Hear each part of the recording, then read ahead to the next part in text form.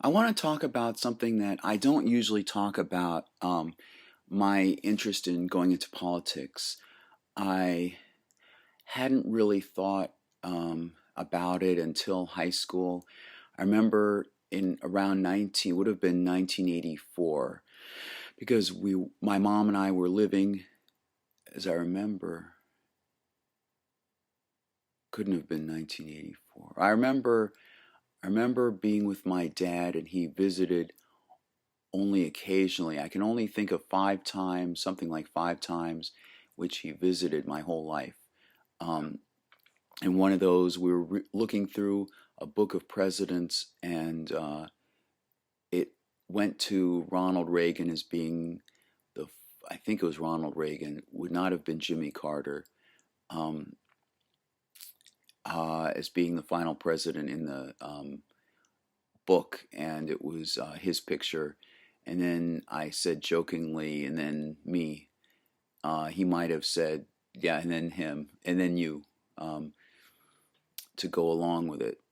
Then I don't know exactly where that would fall, because during my during our stay in an apartment complex in Wetzel Road, sometime in 1983 to 1985, the around October 1985, that's when we were at Wetzel Road, I think East Apartments, apartment B10, across from the high school, Liverpool High School. I don't remember him being there. I remember him visiting when we were in Binghamton. Maybe it was at that point. It certainly would not have been, it very, very likely would not have been um, after we moved to 2nd Street in October 1985. Um, Maybe, possibly. Um, it's odd to think of it as being in that motel, what I call a motel, in Binghamton. So I remember myself being young when it happened. Anyway, aside from that, I remember the 1992 presidential campaign run, and there were three people running for president: President Bush, Governor Clinton, and H. Ross Perot. And at some point, I became interested in it, and I had already been very interested in Star Trek that time. But what was my inkling? Um, I think I had been,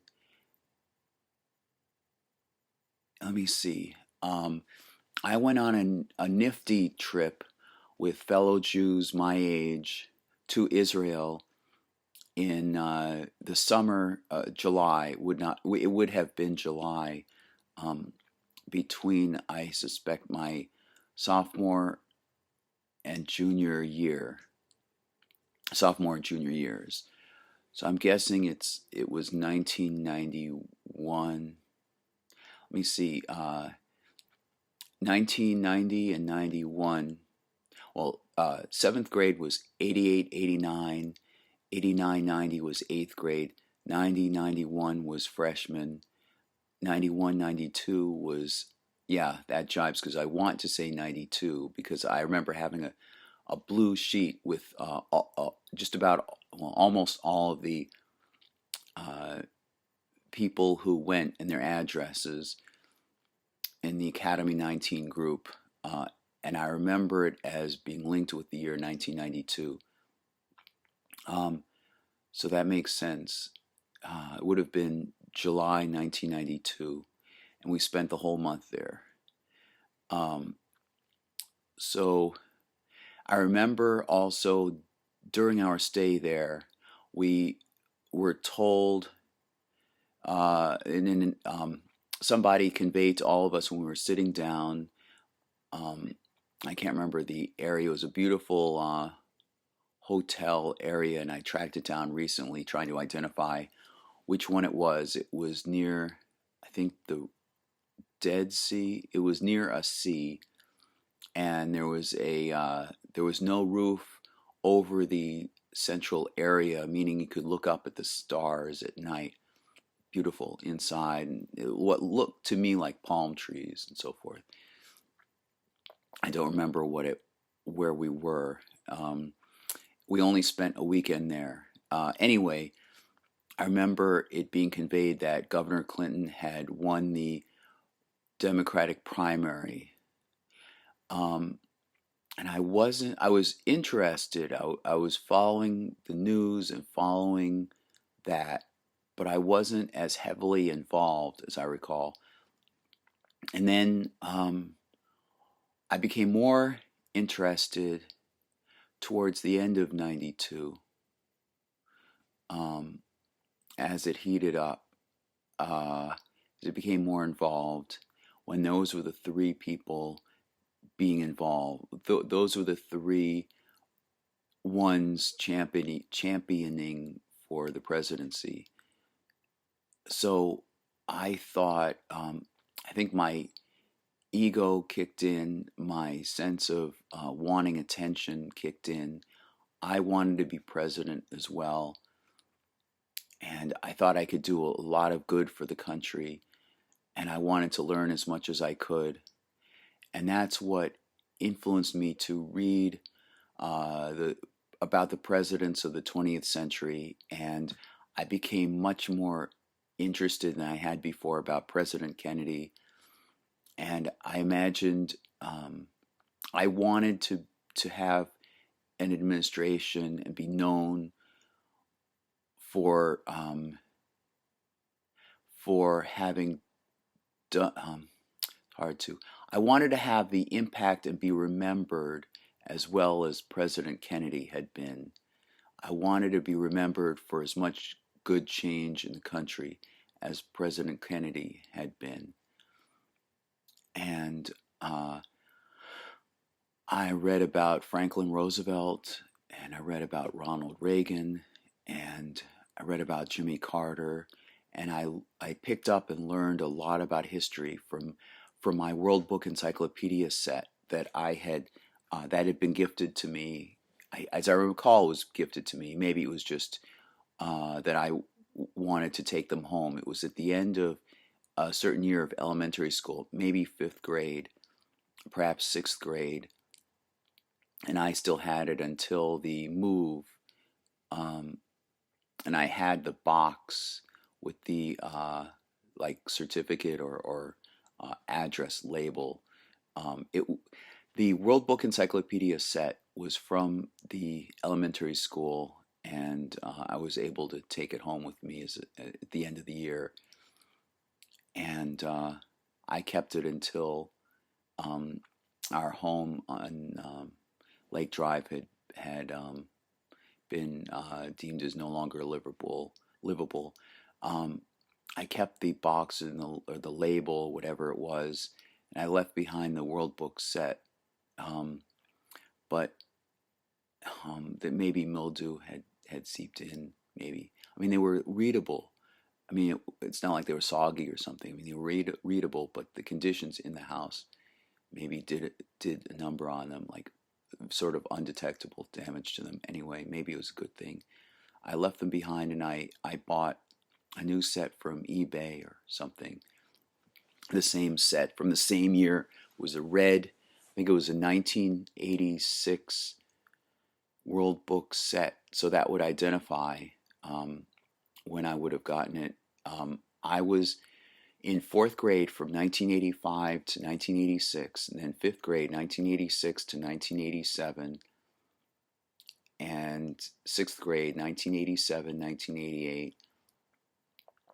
So perhaps it was as they were getting rid of that encyclopedia set and they were getting the next encyclopedia set. So perhaps it wasn't the end of the school year, perhaps it was halfway through 5th grade, which would jibe with how I remember it. 1985-86 was 4th grade. And then 1986-87 would have been 5th grade.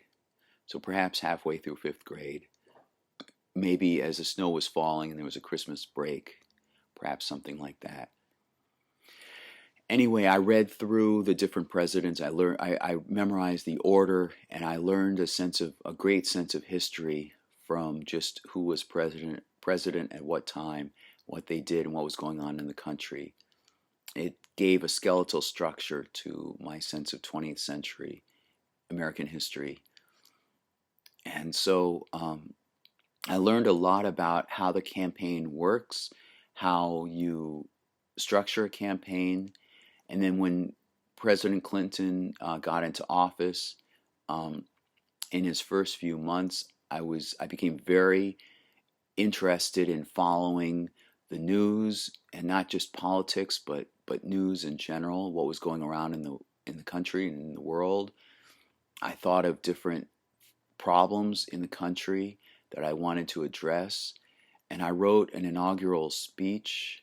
Um, I took as the first line a line from a Star Trek The Next Generation episode, which was Dream Not of Today. So I wanted that to be the beginning line of my inaugural speech. And I read the inaugural speeches of the different presidents, and I appreciated Kennedy's as being short. I think it's the shortest of them, of the inaugural speeches, and it's to the point. I appreciated his and Ronald Reagan's and even Franklin Roosevelt's as not being tied down to specifics. They talked about hope in their speeches, in their inaugural speeches. They talked about the themes of what they wanted these forthcoming years, um, what they wanted in them. Um, he talked about ideals, like President Kennedy talked about. He either implied volunteerism, or he mentioned it in the speech. He talked about taking on great challenges, and I identified very much with that, with taking on great challenges in order to truly move the country forward and make it much, much better. And I identified with Franklin Roosevelt and even Ronald Reagan's speech, um, about hope and keeping hope alive, and making the country better. And I started a notebook of what I would want to do as president, what policies and what legislation I wanted to push forward. Um, so I wrote that inaugural speech, and I let somebody read it. I think it was the same girl who. No, it was a different person. No, no, no. It was a different girl. I let her read. I wanted her to read it and give me feedback on it, and so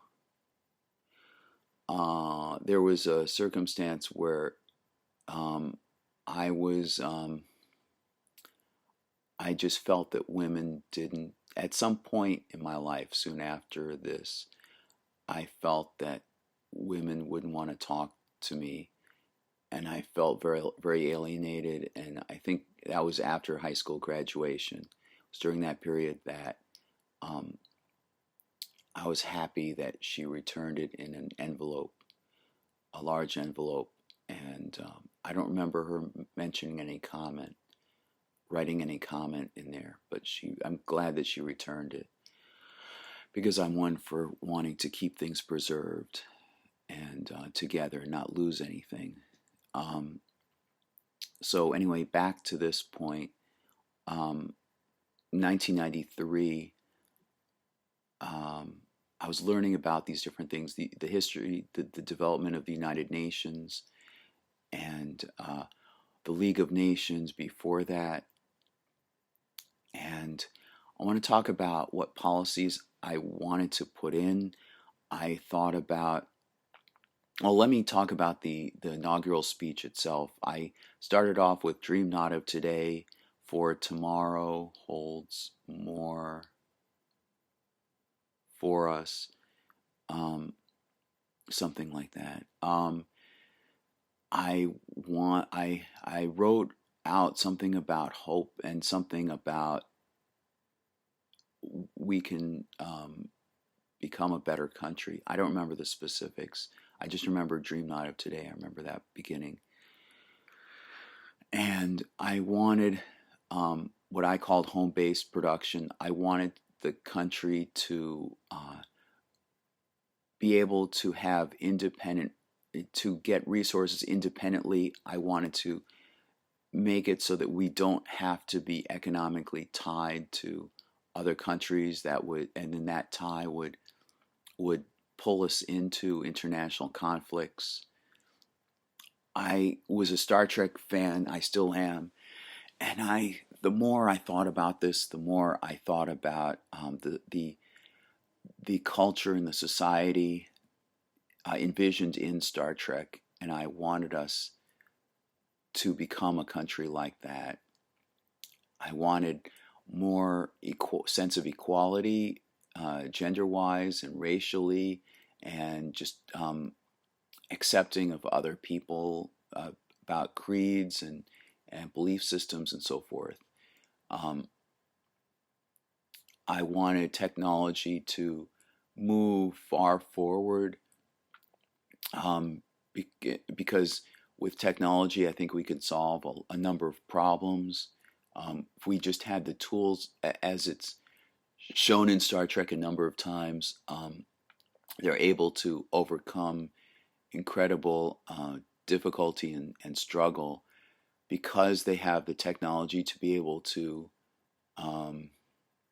undo something, or they have the technology to be able to detect something, detect a problem right away, and tackle it and cure it. Particularly in medicine, if we had the technology to be able to detect genetic problems or health problems right away, it would be a lot better culturally for us. And in some sense, I wanted less need for money, the less hunger for money. Um, I want to phrase this well. Um, the way Star Trek is, they don't talk about money very much. It's more like amount of resources they have. And it's been said a number of times in Star Trek The Next Generation that money doesn't exist in the 24th century. And in some sense, I wanted that, or I wanted us to move toward a civilization where we're not so dependent, where the need for money doesn't screw us up.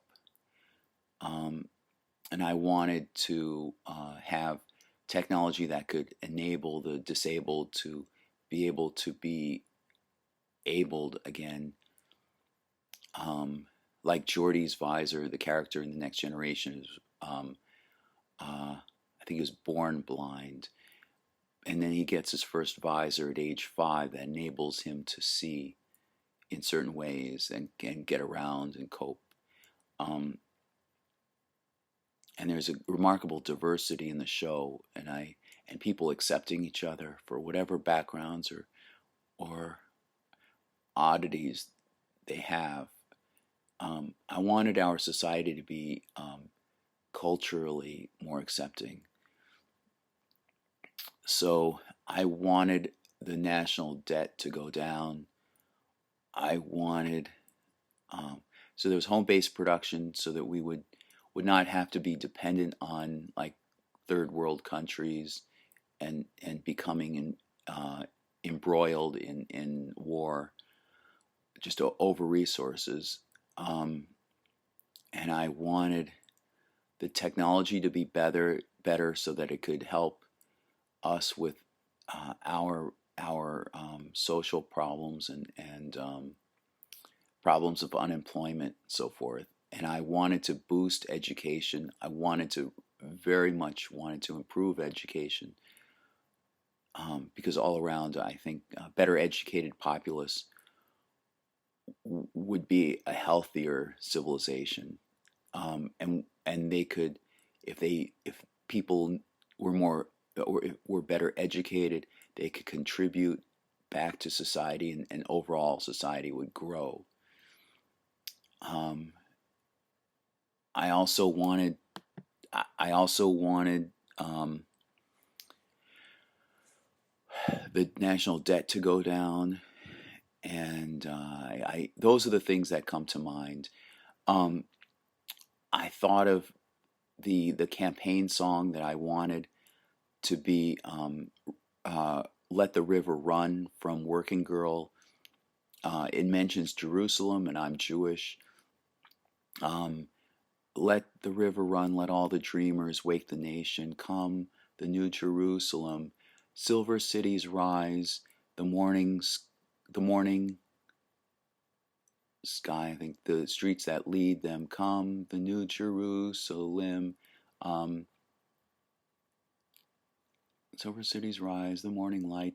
The streets that meet them. Come, the new Jerusalem. You can look it up on YouTube. Um, I wanted that for my campaign song. Personally, I personally wanted uh, everybody wants to rule the world, but that was me, and I think people would um, not really understand me choosing that song. I think "Let the River Run" would be good for a campaign song. Um, and I was also studying like the layout of the White House itself. I studied on my own. I studied how Congress works, the timetable, the timeline of when these things, the deadlines, when things, certain things are due, and the cycles of Congress. Um, and and of course, I hadn't dated in high school. I didn't. It didn't seem like girls were interested in me. I didn't know if I was attractive. It didn't. I I didn't have a girlfriend. So if I became president, even ran, was governor, it would be some status. So maybe I could get these things that I'd missed out on. That wasn't the primary focus. That was like a benefit, or that was would be a perk as I saw it. Um, as I moved on to college, I still kept these two notebooks, these two large notebooks filled with notes. I thought about having the desk in the Oval Office and having a sailing ship, a model sailing ship. I still have a sailing ship that I model that I had gotten. I think it might be a bank. It's a something from Penn Women. I don't know how.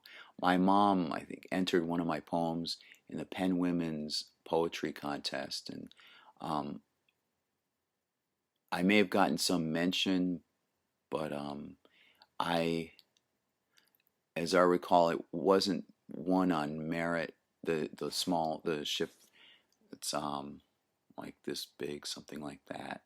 Um, it's a USS Constitution.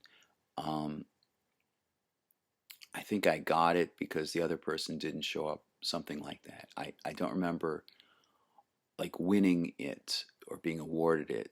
Um, just I kind of feel bad about that I got it that way, but I took it anyway because I did enter and I thought it was a good poem. Um, so sorry. So I thought about having a sailing ship in the on the desk um, in the Oval Office, uh, so that media, when the cameras would be on me, they would see that sailing ship prominently in front of me, and that there would be that theme. And I should mention uh, my interest in Ronald Reagan. Um, I I guess I won't go into what political party I subscribe to, but um, Ronald Reagan um, mentioning hope and so forth, and it was fascinating how he was able to manipulate and uh, I don't want to really say manipulate. It's like he knew how to handle, best way of doing it, how knew how to handle uh, the media. I remember one college course where where the professor pointed out how either the professor or something we were watching pointed it out, um, how there was something about some somewhat bad or struggling aspect of President Reagan's policy at that point.